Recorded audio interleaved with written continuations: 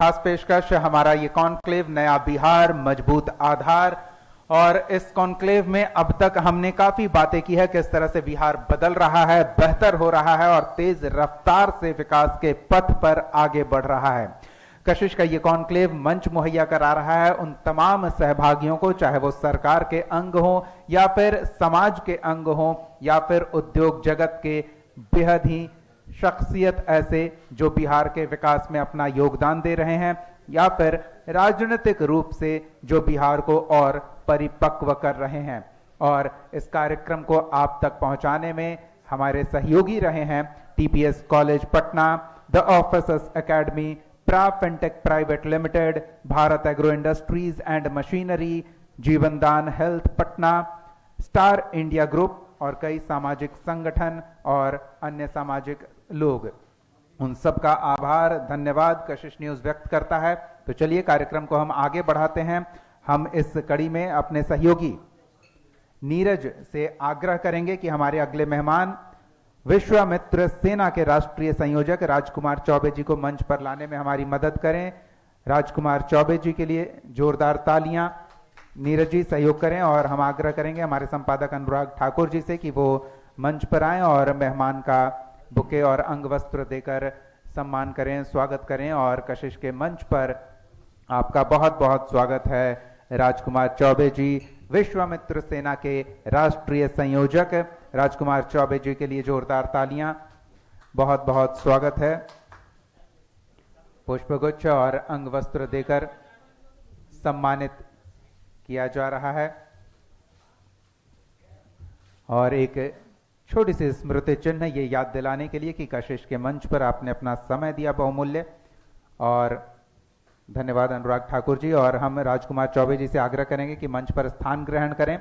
सहयोगी सुष्मिता से आगे आग्रह करेंगे कि बातचीत को बढ़ाएं और नया बिहार में विश्वामित्र सेना के राष्ट्रीय संयोजक राजकुमार चौबे जी के योगदान से दर्शकों को अवगत कराएं। सुष्मिता। धन्यवाद दीपक सर। तो सबसे पहले तो बहुत स्वागत है सर आपका मंच पर। और आपसे आने से पहले हमने बहुत सारे विषयों पर बात की। नया बिहार मजबूत आधार किस तरह से होगा, और जब आधार की बात होती है और विश्वामित्र सेना की बात होती है तो एक जिला हमेशा जहन में आता है, एक शहर हमेशा जहन में आता है, वो है बक्सर। उस पर हम बहुत बातचीत करेंगे क्योंकि आज मुझे वो मौका मिला है आपसे उन तमाम सवालों के जवाब लेने का कि वो लड़ाई कैसे आपने लड़ी है और आगे की लड़ाई कितनी कठिन या आसान है आपके लिए इस परिप्रेक्ष्य में लड़ना या लोगों तक अपनी बातों को पहुंचाना। मुझे लगता है ये अभी आपके लिए एक सफल मंच होने वाला है जहां आप अपनी बातों को सामने रख पाएंगे। सबसे पहले तो मैं चाहूंगी कि जो नया बिहार की परिकल्पना है, अगर आप अपनी तरफ से देखें और हर एक जिले की बात करें तो कितना बड़ा योगदान मांगते हैं हर जिला के लिए? देखिए, आज के डेट में जिस तरह से बक्सर जो है हमारा जिला आता है, बिहार का एक जिला है बक्सर, जो सनातन संस्कृति के पहचान है, नाम से जाना जाता है बक्सर। बक्सर का इतिहास जो है सदियों पुराना सनातन संस्कृति से जुड़ा हुआ है।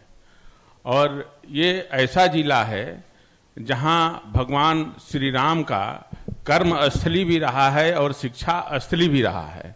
और वामन अवतार जो है इसी बक्सर के धरती पे हुआ है। माता अहिल्या का भी उद्धार जो है प्रभु के चरणों के द्वारा हुआ था। और माता अहिल्या का मंदिर भी है वहाँ पे, जो एक गांव है अहिरौली, उन्हीं के नाम पे वो गांव है। तो चेमन ऋषि जहाँ च्यवनप्राश का निर्माण हुआ, जो दुनिया आज च्यवनप्राश खाती है, वो बक्सर का ही है। तो कहीं ना कहीं सनातन संस्कृति से जुड़ा हुआ मुद्दा को लेके हम चलते हैं। और जो आपने अभी हमसे पूछी कि जो बिहार जो बदल रहा है, विकसित बिहार, तो इसमें कहीं ये नहीं है कि बिहार बदल रहा है, बिहार विकसित हो रहा है, बिहार में बदलाव हो रहा है। और एनडीए की सरकार में विकसित बिहार बन रहा है। तो नेतृत्व करने की जो क्षमता जब होती है ना, जिसमें तो निश्चित रूप से बदलाव आता है, ये 100% है कि बदलाव आता है। लेकिन हमारी जो लड़ाई है वो सनातन संस्कृति के लेके है। आज पूरा देश में सनातन संस्कृति पे प्रहार हो रहा है। आप इस मुद्दे पर आए, मुझे इसमें बस एक छोटा सा सवाल और जोड़ना है। क्या लगता है, आप जिस तरह से काम कर रहे हैं और आपने लोगों के बीच जाकर उनकी राय जरूर जानी होगी, ये लड़ाई लड़ने की जरूरत क्यों आन पड़ी? इसलिए आन पड़ी कि बक्सर से पहले हमने शुरुआत किया। हम लोग बक्सर के रहने वाले हैं। बक्सर का इतिहास जो है सनातन संस्कृति के नाम से जाना जाता है पूरा देश दुनिया में, लेकिन बक्सर जिला सबसे पिछड़ा हुआ बिहार का जिला बन के रह गया। यहाँ बक्सर का विकास नहीं हो पाया, और जब तक हम लोग छोटे से लेकर अभी तक बक्सर का जी लड़ाई है, आज इस स्थिति में बक्सर पहुंच चुका है कि बक्सर जो है अब पहचान जो है बक्सर का बनना शुरू हुआ जब हमने लड़ाई लड़ना। विश्वामित्र सेना अपने बक्सर की सनातन संस्कृति की लड़ाई लड़ रही है। इसमें बक्सर जो है अब लग रहा है कि विकसित बनेगा। जो हमारा एक मांग था कि बक्सर को धार्मिक नगरी बनाया जाए, धार्मिक राजधानी बिहार का है, तो आने वाला समय में ये लड़ाई विश्वामित्र सेना लड़ रही है और बिहार के सनातन संस्कृति की भी लड़ाई हम लड़ रहे हैं।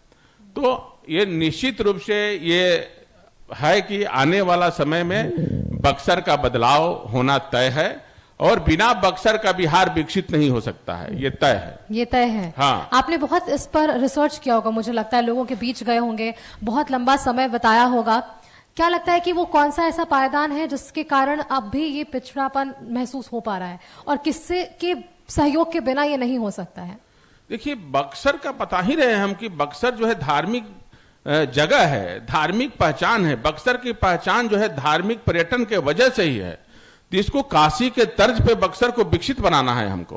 गंगा के किनारे बसने वाला सबसे सुंदर शहर है काशी की तरह, और ये पर्यटन के मानक पे सबसे बड़ा धार्मिक शहर बन सकता है, और ये बिहार का गौरव है बक्सर, और गंगा के किनारे बसने वाला सबसे सुंदर शहर है। आज बक्सर की स्थिति जो है देखिए कहाँ अभी है, चारों तरफ जो है बक्सर के आसपास जो एक नहर है, एक छोटा छोटा जो मेन शहर में नाला है, आज तक उसको विकसित नहीं किया गया। गंदगी से भरा हुआ बक्सर है।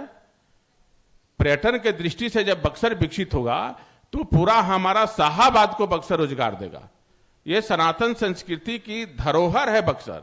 इसकी लड़ाई विश्वामित्र सेना सालों से लड़ रही है, और हम तो ये कहते हैं कि जिस तरह से अब पूरा बिहार में सनातन संस्कृति का जय जयकार होने लगा, ये कहीं ना कहीं विश्वामित्र सेना की जीत है, और बिहार में भी जो है सनातन संस्कृति की गूंज जो है उठने लगी। और आने वाला समय में यदि विकसित बिहार बनेगा, उसमें सनातन संस्कृति और पर्यटन को बढ़ावा दीजिए, विकसित बिहार अपने आप बढ़ जाएगा। तो आपके पास अगर विकसित बिहार पर हम जब इतनी बात कर रहे हैं और बक्सर जिला के लिए इतना हम बात कर रहे हैं सनातन और सांस्कृतिक धरोहर के तौर पर, क्या सुझाव है आपके पास? अगर हम सुझावों की बात करें तो अगर 3 महत्वपूर्ण बिंदुओं पर अगर हम एक एक कर बातचीत कर ले तो ज्यादा मुझे लगता है कि सरल होगा। क्या ऐसे उपाय, क्या आपके पास वो विजन जिसके साथ हम आगे बढ़ सकते हैं, और जो पर्यटक के क्षेत्र में आप बता रहे हैं उस क्षेत्र में कैसे इसे आगे बढ़ाया जा सकता है? देखिए, जिस तरह से हमारे बिहार की आबादी है, लगभग 14 करोड़ की आबादी है, हमारे पास उतनी जगह नहीं है जितनी जगह चाहिए। इंडस्ट्री लगाने के लिए, फैक्ट्री लगाने के लिए आपके पास पर्याप्त जगह होना चाहिए। लेकिन बक्सर की तरह बिहार में ऐसे कई जिला है जो पर्यटन के दृष्टिकोण से बिहार को विकसित बना सकता है। पर्यटन के दृष्टिकोण से तो हर जिला, जैसे हमारे भभुआ हो गया, आपका बक्सर जिला हो गया, आपका गोपालगंज हो गया, वाल्मीकि नगर हो गया, भागलपुर हो गया, ये तमाम ऐसे जिले हैं जिनको पर्यटन के दृष्टिकोण से यदि बढ़ाया जाए तो विकसित बिहार अपने आप बन जाएगा। आपके पास जगह कहां है जी? आप कहां से इतना जगह दे पाइएगा? 1,000 एकड़ जमीन चाहिए। आधा बिहार पानी में डूब जाता है, आधा बिहार पहाड़ी से घिरा हुआ है, क्षेत्रफल आपका कम है, आबादी ज्यादा है, आप कहां से इंडस्ट्री लगा पाएंगे? तो मेरा कहने का मतलब है कि पर्यटन के दृष्टिकोण से विकसित बिहार बनाइए। आने वाला समय में बिहार में जब पर्यटन के दृष्टिकोण से बिहार का विकसित होगा, बिहार के बारे में बात किया जाएगा, नालंदा यूनिवर्सिटी की बात किया जाएगा, राजगीर का प्रचार हो, बक्सर का प्रचार हो कि बक्सर का इतिहास क्या है। जहां रक्षाबंधन का शुरुआत हुआ वो बक्सर है, जहां प्रभु श्री राम ने मर्यादा पुरुषोत्तम का उपाधि जहां से मिला वो बक्सर है, जहां माता अहिल्या का उद्धार किए भगवान वो धरती बक्सर है, जहां च्यवन ऋषि ने च्यवनप्राश बनाया वो धरती बक्सर है।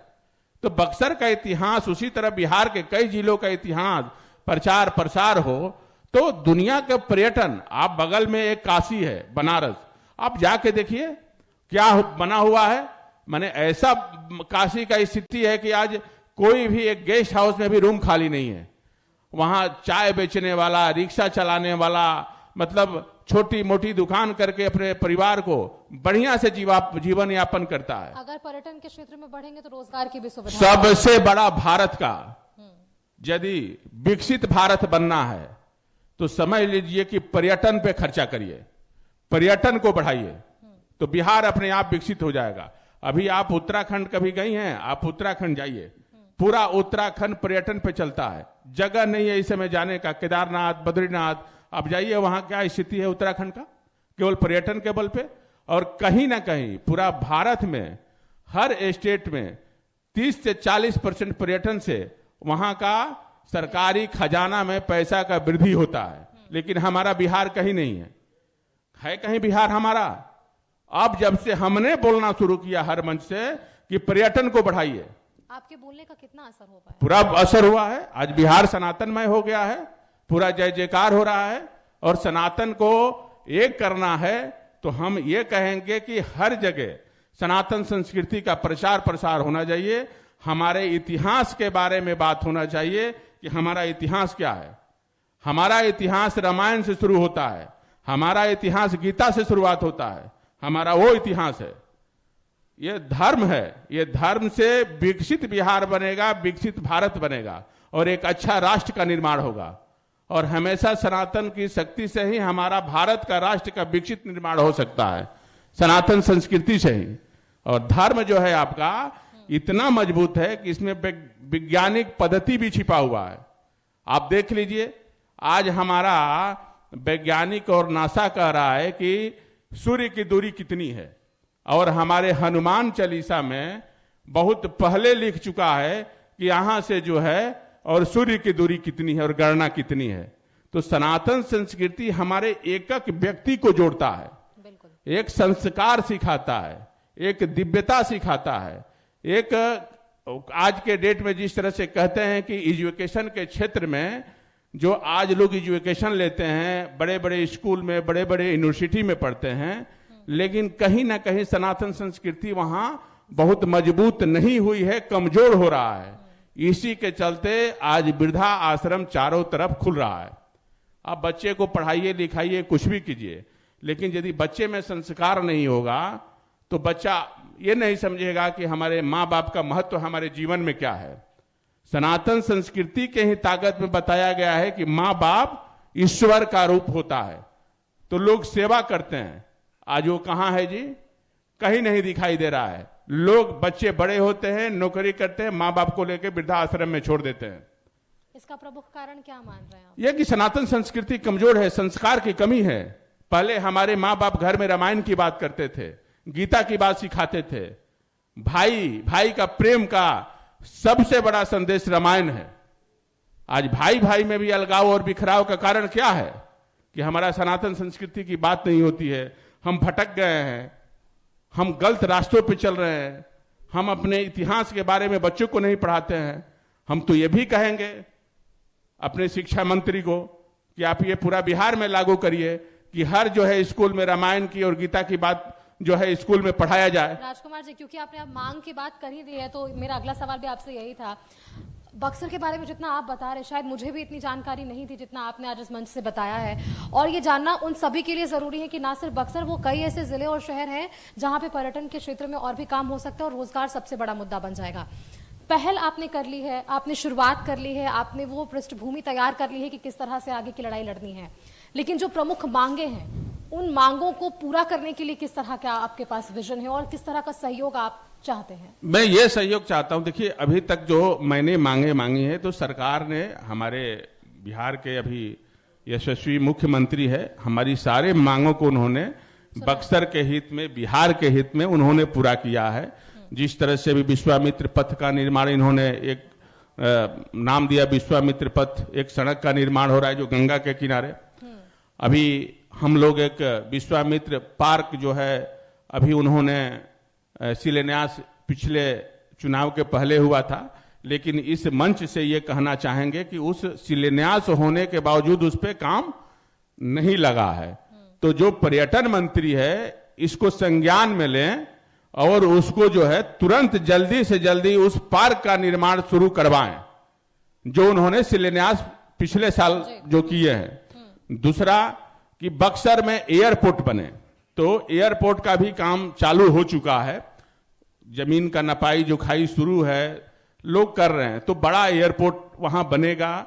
और अभी तीसरा एक बड़ा हमारा है कि बामन भगवान जो है, जो एक जेल के अंदर कैद थे, उनको अभी हमारे मुख्यमंत्री ने आश्वासन दिया था जब हमने वहां बहुत बड़ा सभा किया था बामन खेल मैदान पे, जहां मंदिर है, मंदिर के बगल में, तो मैंने वहां से ऐलान किया था कि इनको बाहर निकाला जाए। और काफी सालों से जेल परिसर में कैद थे, तो उनको उन्होंने पूजा करके और वो उन्होंने किया कि उसको अलग किया जाएगा। लेकिन मेरा सबसे बड़ा मांग है कि महर्षि विश्वामित्र कॉरिडोर बने। इससे क्या होगा कि सारे हमारे बक्सर का सनातन संस्कृति का इतिहास एक जगह दिखाया जाए। जगह काफी है सरकार के पास, और जब पर्यटन का बढ़ावा मिलेगा तो पूरा बिहार का जय जयकार होगा। जिस तरह से उत्तर प्रदेश में काशी अयोध्या के बारे में चर्चा होता है, उसी तरह बिहार में बक्सर की चर्चा हो। आपके लिए गर्व की बात है बक्सर, तो सरकार को सबसे ज्यादा ध्यान देने की जरूरत अभी पर्यटन पे है, तो बक्सर का है। तो सबसे पहला है कि बक्सर को दे, एक कॉरिडोर बनाए और हमारे बक्सर के इतिहास को दिखाए, और भगवान राम का वहां भव्य जो है मूर्ति बनाए, विशाल मूर्ति बने। वहां तड़का युद्ध हुआ था, जहां भगवान राम ने तड़का को मारे थे वहां पे, और महर्षि विश्वामित्र जी लेके उनको आए थे अयोध्या से, और यहीं से बक्सर से ही उनको लेके गए थे जनकपुर। वहां से जनकपुर गए जहां माता से सीता से विवाह हुआ, जहां आज वहां पे विशाल मंदिर भी बन रहा है, लेकिन बक्सर में नहीं बन रहा है। तो मेरा कहने का मतलब है कि आपको सबसे ज्यादा भी बक्सर पे ध्यान देना है कि बक्सर का इतिहास सतयुग से है। अब समझ लीजिए कि वामन अवतार कब हुआ था, सतयुग का इतिहास है बक्सर का। और महर्षि विश्वामित्र जी की ये धरती है, जो जिन्होंने गायत्री मंत्र का जिन्होंने निर्माण किया, ये बक्सर की धरती है। तो मेरा ये कहने का है कि बक्सर को एक काशी के रूप में डेवलप कीजिए, एक अयोध्या के रूप में डेवलप कीजिए, और भारत सरकार इस पे संज्ञान ले, बिहार सरकार संज्ञान ले।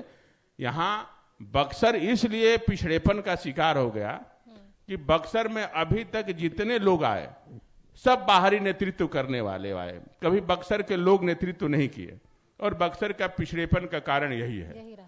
हाँ, यही रहा। एक सवाल थोड़ा निजी भी हो जाएगा मुझे लगता है। आप बक्सर से हैं, शुरू से आप बक्सर में ही रहे। अगर हम वो छोटे बच्चे राजकुमार से बात करें जिन्होंने अपना बचपन वहां पर बिताया, और आज जो राजकुमार जी जो मेरे साथ मंच साझा कर रहे हैं, जिन्होंने बक्सर को विकसित करने के लिए तमाम लड़ाइयां लड़ी है, मंच साझा किया है, कितना सफल आप अपने आप को देख पाते हैं उस मंच के लिए? देखिए, सफलता तो कहीं ना कहीं संघर्ष की जीत होती है। हम लोग जो बचपन में जो अपना जीवन व्यतीत किया, अपना पढ़ाई वहां पे किया, पढ़ाई करने के बाद जब हम लोग निकलने के बाद जब हम कमाने गए, अपना इतिहास खुद बनाए, हमने संघर्ष किया। लेकिन फिर भी मैं जब आता था तो देखता था कि हमारा बक्सर का इतिहास क्या है और काशी का इतिहास क्या है। जिज्ञासा मन में होती थी कि आज तक ऐसे क्या कारण है कि हमारा बक्सर का सनातन संस्कृति और पर्यटन का इतना बड़ा जगह है जहां शाहाबाद को रोजगार मिल जाएगा, बक्सर के एक एक व्यक्ति को रोजगार मिल जाएगा, और यहाँ पर्यटन के क्षेत्र में बड़े बड़े उद्यमी आएंगे, आज बड़े बड़े होटल खुलेंगे, बड़े बड़े हॉस्पिटल खुलेंगे, बड़े बड़े स्कूल यूनिवर्सिटियां खुलेगी। लेकिन क्या कारण है कि बक्सर सबसे पिछड़ा जिला रह गया? इसलिए रह गया कि बक्सर का इतिहास में पहला ऐसा कोई नेता नहीं आया जो बक्सर के लिए लड़ाई लड़े। वो केवल व्यक्तिगत लड़ाई लड़ने के लिए आया, जो अपना बस पेट भरने के लिए वहां पे आते थे। बक्सर का विकास नहीं हुआ। आप कभी जाइए बक्सर, हम जो बोलते हैं अपने रिपोर्टर को भेजिए, वहां आपका रिपोर्टर है, लोग भेजिए क्या स्थिति है बक्सर का, आप दिखवाइए। नहर में इतनी गंदगी है, वहां मेन शहर के नहर में, वहां कितनी डेंगू मलेरिया, वहीं अगल बगल घरों में लोग रहते हैं, इतनी गंदगी है बक्सर में। तो बक्सर को डेवलप करिए, बक्सर का इतिहास को जो है डेवलप किया जाए। बक्सर को हमारे बिहार के एयरपोर्ट पे इसकी प्रचार प्रसार करिए कि हमारा बक्सर आइए। जैसे प्रयागराज को किया जाता है, जैसे आपका काशी के बारे में एयरपोर्ट पे दिल्ली चारों तरफ प्रचार प्रसार किया जाता है, वैसे ही आपका गौरव है, आपका धार्मिक राजधानी है बिहार का बक्सर। इसका प्रचार प्रसार करिए और आने वाला समय में यदि ये प्रचार प्रसार होगा तो यहां दुनिया भर से लोग बक्सर को देखने आएंगे, दुनिया भर से। और कितना मान सम्मान बिहार का बढ़ेगा, आप बताइए। बिल्कुल, क्योंकि देखिए नया बिहार की बात हो रही है तो आपने बक्सर के विकास के साथ साथ पूरे बिहार की बात कही है। अगर आपकी जो मंशा है, आपने जो सवाल उठाए हैं, अगर उस पर आप सफल भी हो जाते हैं तो क्या चाहेंगे कि विश्वामित्र सेना को सिर्फ एक इतिहास में याद रखा जाए जिन्होंने बक्सर के लिए, उस विकास के लिए लड़ाई लड़ी, या एक भविष्य और भी है इसके अलावा फिर आपका रोड मैप? नहीं, हमारा बड़ा रोड मैप है। हमारा बक्सर विश्वामित्र सेना आने वाला समय बिहार की राजनीति में शुद्धिकरण का काम करेगी। शुद्धिकरण मतलब हाँ, आपका कि अभी कुछ ऐसी त्रुटियां हाँ, नहीं, जो सनातन संस्कृति जहां कमजोर होगा वहां विश्वामित्र सेना अपना जिस रूप में लड़ना होता है उस तरह से सनातन के लिए लड़ेगी। और आने वाला समय में पूरा बिहार में सनातन संस्कृति की विश्वामित्र सेना लड़ रही है और उत्थान की बात कर रही है। और साथ साथ सामाजिक मुद्दे पे भी विश्वामित्र सेना लड़ रही है, और सामाजिक मुद्दा भी हमारे सनातन संस्कृति से जुड़ा हुआ है। आज जिस तरह से शोषित वंचित लोगों के खिलाफ जिस तरह से अत्याचार हो रहा है, उसके खिलाफ भी जो है विश्वामित्र सेना लड़ रही है। तो क्या राजकुमार जी ये कह रहे हैं कि अब तक जिन्होंने भी लड़ाई लड़ी है, राजनीतिक चेहरे रहे हैं, उन्होंने सिर्फ राजनीतिक रोटियां सेकी हैं? हाँ, 100% है इसमें। हम तो हमेशा हर मंच से बेबाकी से बोलते हैं। अरे इतना सुंदर इतिहास बक्सर का, इतना सुंदर बक्सर, गंगा के किनारे बसने वाला सबसे सुंदर शहर होने के बावजूद बक्सर इतना पिछड़ा क्यों है? क्या कारण है? प्रधानमंत्री के करीबी रहने वाले लोग, बिहार सरकार में कैबिनेट मंत्री रहने वाले लोग, फिर भी बक्सर हमारा पिछड़ा क्यों रह गया? बाहर से ग्लैमर दिखा के बक्सर को फंसा दिया जाता है और बक्सर को नया एक नेता दे दिया जाता है बाहर से। तो कहीं ना कहीं बक्सर के साथ जो है एक तरह से कहिए तो सौतेला व्यवहार हुआ है और हमेशा होता आया है। तो बक्सर की लड़ाई लड़ने के लिए बक्सर की जनता जागरूक हो गई है और विश्वामित्र सेना के साथ जो है इस मुहिम में बक्सर की जनता के साथ साथ आज बिहार की जनता भी विश्वामित्र सेना को देख रही है और सुन रही है। और आने वाले समय में सनातन संस्कृति के साथ साथ समाज के हर मुद्दे के लिए विश्वामित्र सेना लड़ाई लड़ रही है। हम गरीब, शोषित, वंचित बच्चों को भी पढ़ाते हैं। 5-6 आज 8 साल से गरीब बच्चों को पढ़ाते हैं, दलित बस्ती में पढ़ाते हैं, बच्चों को फ्री शिक्षा देते हैं। कहाँ ये शिक्षा मिल रही है लोगों को? बक्सर में मिल रही है। विद्यालय अपना जो है हम जैसे तैसे बना के बच्चों को शिक्षित कर रहे हैं। 7-8 सालों से चल रही है। हमारा 3 सेंटर चल रहा है। एक गुरुकुलम चलता है जो संस्कृत के साथ साथ आधुनिक शिक्षा का भी जो है वहां पे पढ़ाई लिखाई रहने का व्यवस्था है। जहां पे आपका वहां पे भी हम गए थे लोग, आपका सिकटोरना एक गांव है, वहां पे हमारा चल रहा है। तो हमारा 3-4 जगह सेंटर भी चल रहा है। बच्चों की एजुकेशन के माध्यम से भी अपने बारे में, अपने सनातन के बारे में, अपनी ताकत के बारे में, अपने आने वाला समय जो है किस तरह से जो है भविष्य बनाया जाए और बच्चों में किस तरह से संस्कार दिया जाए, ये हम बच्चों को पढ़ाते भी हैं और शिक्षित भी करते हैं और वैसा तैयार करते हैं कि आने वाला समय में ये बच्चे बिहार के भविष्य बने और भारत का भविष्य बने और भारत का नाम और बिहार का नाम उज्जवल करे। मैं ऐसा निर्माण करना चाहता हूं। मैं ये निर्माण नहीं करना, आपका विजन बहुत बड़ा है। हम ये निर्माण नहीं करना चाहते हैं कि नफरत पैदा करो, जातीय संघर्ष कराओ, एक दूसरे को खून खराबा कराओ, राजनीतिक रोटियां सेको जातीय संघर्ष करा के, जात पात पे गाली दो। आज का माहौल क्या है?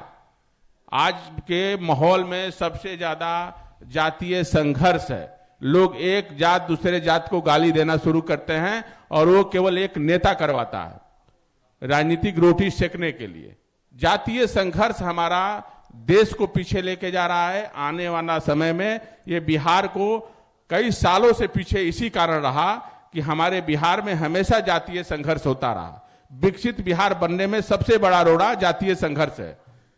जातीय उन्माद फैलाने वाले कुछ ऐसे व्यक्ति हैं जो जातियां उन्माद फैला के अपने समाज के राजकुमार जी, इसकी फहरिस्त तो बहुत लंबी होगी, इस पर कैसे साफ कर पाएंगे? ये तो बहुत मुश्किल काम है, इसे कैसे आसान बनाइएगा? एकदम आसान है, बहुत आसान है, आसान जगह है। जगह में हमारे समाज में हम लोग ये कोशिश कर रहे हैं कि हर व्यक्ति जो है, अच्छे व्यक्ति जो है बिहार में, जो अपने समाज को अच्छा लेके चलना चाहते हैं, विकसित समाज बनाना चाहते हैं, शांति के माहौल में रहना चाहते हैं, तो अपने समाज के लोग एक दूसरे को समझाने का प्रयास करें, न कि उसको जो है आक्रोशित करने का काम करे।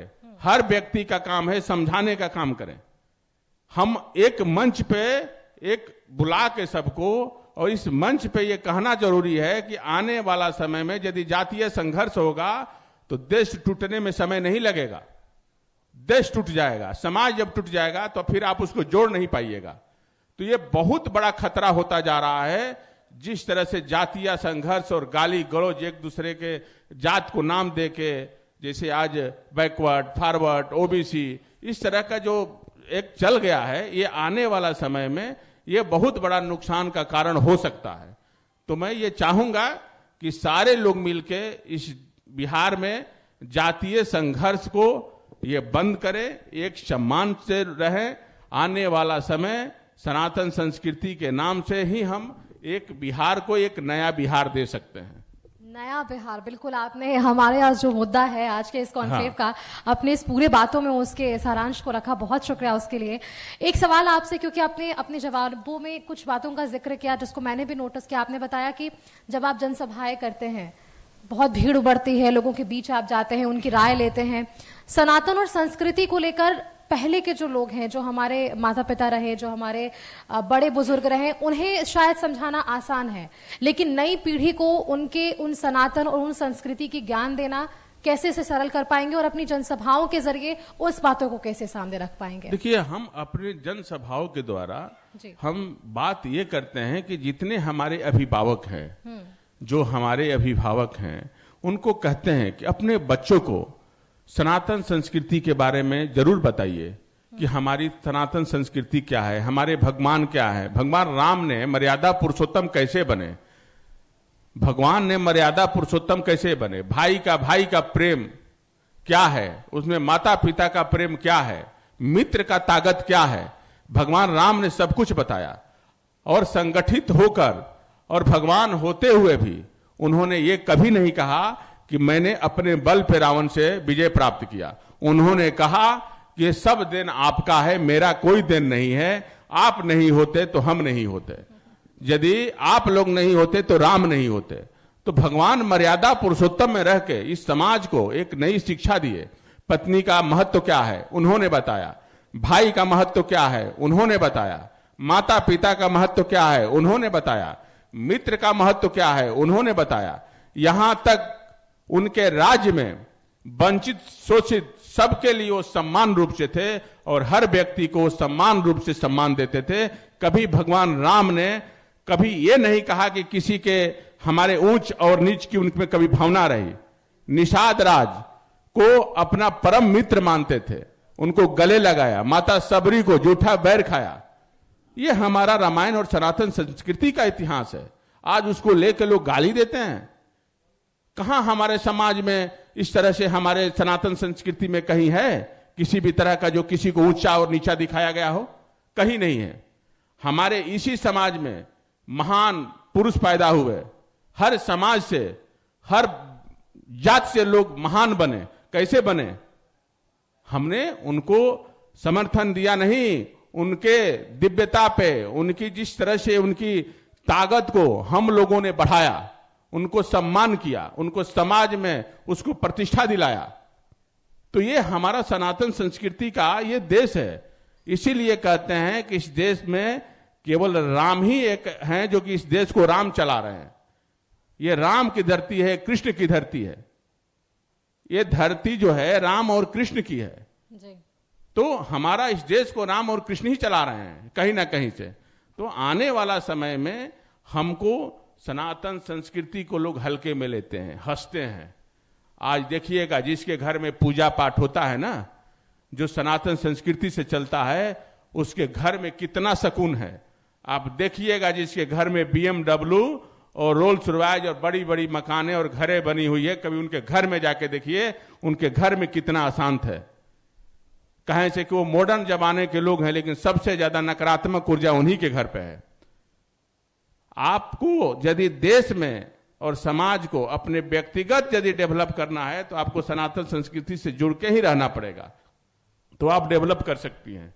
आने वाला समय हम तो यही कहेंगे कि किसी न किसी रूप में आपको सनातन संस्कृति को कमजोर नहीं होने देना है, इसकी प्रचार प्रसार जारी रखना है और धर्म युद्ध यदि करना है तो सनातन संस्कृति के हिसाब से ही चलना होगा। बिल्कुल, आपने जिन बातों को सामने रखा है, मुझे लगता है कि आज जो लोग भी आपको सुन रहे हो, जिनको इच्छा हो इस क्षेत्र में आगे बढ़ने की, उनकी रुचि जरूर आगे बढ़ी होगी। लेकिन ये लड़ाई अकेले की नहीं है।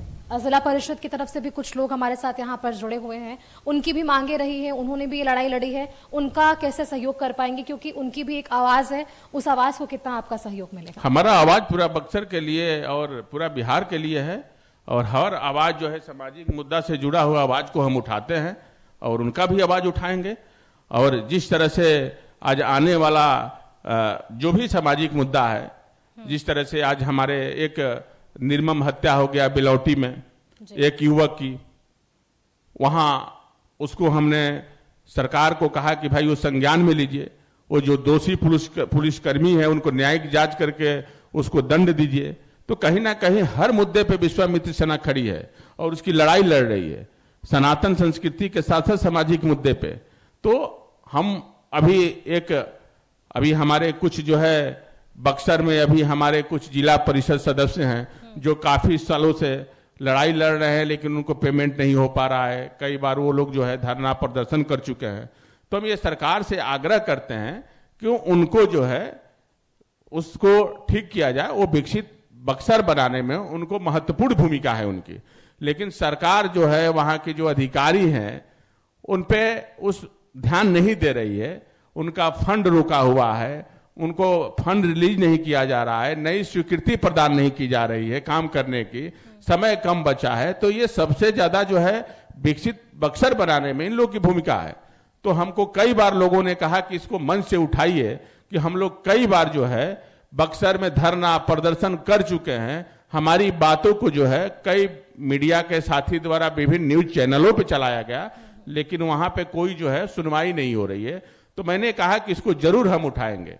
आने वाला जो हमारा पटना में जो कनक्लेव होगा उसमें जरूर हम उठाएंगे, और ये विकसित बक्सर बनाने के जो मुद्दा है उसमें इनकी अहम भूमिका है। तो इसको विकसित बक्सर बनाने में अहम भूमिका है। तो हम चाहेंगे कि सरकार इनकी बातों को ध्यान दे और इस बात को सुने। विश्वामित्र सेना और आप जिला परिषद के कुछ लोगों की तरफ से जिस तरह से पहल हुई है, और अगर आपको जो दर्शक आज हमारे सुन रहे हैं और जो शायद बैठकर अपने घरों में देख रहे हो आपको, अगर उनकी इच्छा होती है कि वो आपके साथ जुड़कर आपकी इस लड़ाई को आपके साथ लड़े, कैसे सहयोग कर पाएंगे? वो सहयोग खुला है, वो तो हमारे साथ जुड़ के कभी भी जुड़े, अपना उसमें आए, हमारे साथ जुड़ के काम करें। हमारा मंच जो है उनका स्वागत करेगा। हमारे संगठन में एक नंबर जारी किए हुए हैं, वो उन लोगों के साथ जुड़कर काम कर सकते हैं और हर मुद्दे पे हम बेबाकी से अपना बात रखते हैं और लड़ाई भी लड़ते हैं। सरकार जो है हमारी बातों को बेबाकी से सरकार के समक्ष रखते भी हैं, और एक लड़ाई सनातन संस्कृति के साथ साथ बोल रहे हैं कि सामाजिक मुद्दे की भी लड़ाई हम बक्सर के लिए लड़ाई लड़ रहे हैं। चलिए राजकुमार जी, बहुत शुक्रिया आपका। लेकिन जाते जाते एक आखिरी सवाल, सनातन और संस्कृति की खूब बात हुई है आज आपसे इस मंच पर, आखिरी वो क्या सुझाव आप लोगों के बीच रखना चाहेंगे इस मंच से? देखिए, इस मंच से हम सबसे बड़ा सुझाव यही है कि आने वाला समय में जिस तरह से एक समाज में एक अलग तरह का मतभेद जो पैदा हो रहा है, जो लोगों के अंदर जिस तरह से ऊंच नीच जात पात का जो एक माहौल बनाया जा रहा है, सनातन संस्कृति को एक कमजोर किया जा रहा है, कहीं ना कहीं ये आने वाला समय में इसका बड़ा नुकसान हो सकता है। जातीय संघर्ष का रूप ले सकती है। सबको मिलजुल कर रहना है, सबको प्रेम से रहना है, सबको हमारे सनातन संस्कृति के साथ साथ जय श्री राम के साथ रहना है, और विकसित बिहार यदि बनाना है आपको, तो सबको जो है एक मंच पे रहना होगा। हम सनातनी हैं, हम हिंदू हैं, हम एक हैं और हमेशा एक होकर चलना चाहिए। 2-4 ठो छोटे भैया नेता हैं जो इधर उधर जातीय संघर्ष कराने के चक्कर में लगे हुए हैं, अपना रोटी सेकते हैं, उन पे ध्यान नहीं देना है। विकसित बिहार बनाना है तो विकसित बिहार के राह पे चलना होगा, विकसित सोच रखनी होगी, स्वस्थ बिहार बनना होगा, शिक्षित बिहार बनना होगा। चलिए, बहुत धन्यवाद राजकुमार जी आपका हमारे साथ जुड़ने के लिए। Thank you. बहुत धन्यवाद। धन्यवाद सुष्मिता। हमारे साथ विश्वामित्र सेना के राष्ट्रीय संयोजक श्री राजकुमार चौबे जी जुड़े हुए थे। राजकुमार जी, एक बार फिर आपका बहुत बहुत आभार, धन्यवाद, आपने समय दिया और इतनी महत्वपूर्ण बातचीत की, खासतौर पर बक्सर जो बिहार की ऐतिहासिक भूमि है, जो असीम पर्यटन और हमारी ऐतिहासिक परंपराओं को पुनर्जीवित करते हुए रोजगार की संभावनाओं को समेटे हुए है। बहुत बहुत धन्यवाद उस पर विस्तार से बातचीत करने के लिए। तो हम उम्मीद करते हैं कि बक्सर को लेकर राजकुमार चौबे जी ने जो सपने संजोए हैं, सरकार को उस पर ध्यान देने की आवश्यकता है ताकि बक्सर का समग्र विकास हो और साथ ही साथ पर्यटन के क्षेत्र में बक्सर जो संभावनाएं समेटे हुए है और कोई आम पर्यटन नहीं बल्कि ऐतिहासिक और आध्यात्मिक और भारत की पहचान भगवान श्री राम से जुड़े पर्यटन की संभावनाओं को और बेहतर तरीके से उन्हें पहचानना होगा, उनका दोहन करना होगा और क्षेत्र के विकास को लेकर काम करना होगा। तो कशिश न्यूज की ये कॉन्क्लेव नया बिहार मजबूत आधार अब अपने आखिरी पड़ाव की ओर बढ़ता हुआ, लेकिन हम आपको आश्वस्त कराते हैं कि इस तरह की बौद्धिक, राजनीतिक, सामाजिक और विकासोन्मुखी सारगर्भित चर्चा आगे भी समय समय पर होती रहेगी, जिससे हम बिहार के विकास को लेकर जो पहल सरकार की ओर से हो रही है उसका जो फायदा आम लोगों को होता दिख रहा है, उससे जुड़ी तमाम जानकारी अपने दर्शकों तक पहुंचाते रहें। कशिश न्यूज अपने पंख फैला रहा है, समय के महत्व को समझते हुए बिहार झारखंड की सीमाओं से आगे बढ़ते हुए राष्ट्रीय राजधानी दिल्ली, उत्तर प्रदेश, उत्तराखंड तक अपनी पहुंच बना रहा है। हमारी टीम आगे बढ़ रही है, मजबूत हो रही है और साथ साथ कदम ताल कर रही है विकास के उस रफ्तार के साथ जिसके माध्यम से हम समावेशी विकास को लेकर संकल्पित हैं। हम आग्रह करेंगे अपने टीम के सदस्यों से कि वो मंच पर आएं कार्यक्रम के समापन के अवसर पर।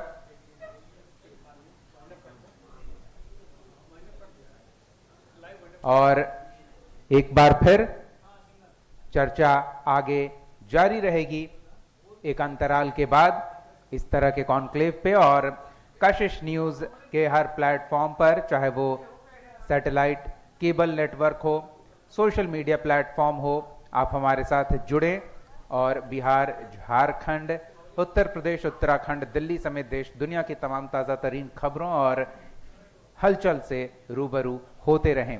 आज के लिए इतना ही। हमें हमारी टीम को अनुमति दीजिए। कशिश न्यूज पर खबरों का सिलसिला जारी रहेगा, देखते रहिए।